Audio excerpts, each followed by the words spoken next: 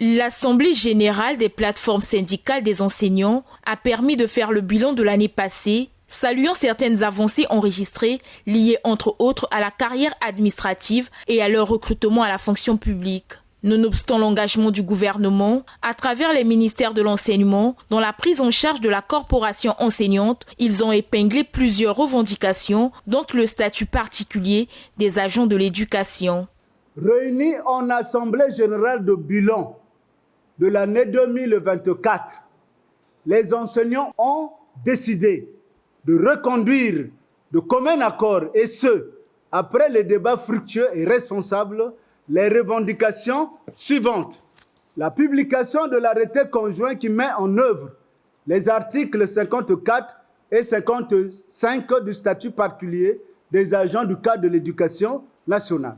Le paiement des rappels de solde d'activité dus aux enseignants, dont la dernière paye date du 30 décembre 2020.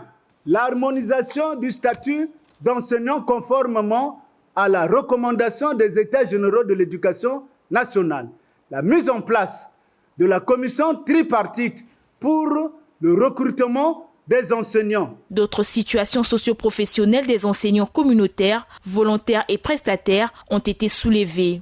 Il est aussi souhaitable qu'un quota spécial soit attribué aux enseignants communautaires des lycées de deuxième langue, en l'occurrence russe, chinois, latin, espagnol, allemand. Le paiement régulier et mensuel des bourses dues aux enseignants communautaires et volontaires.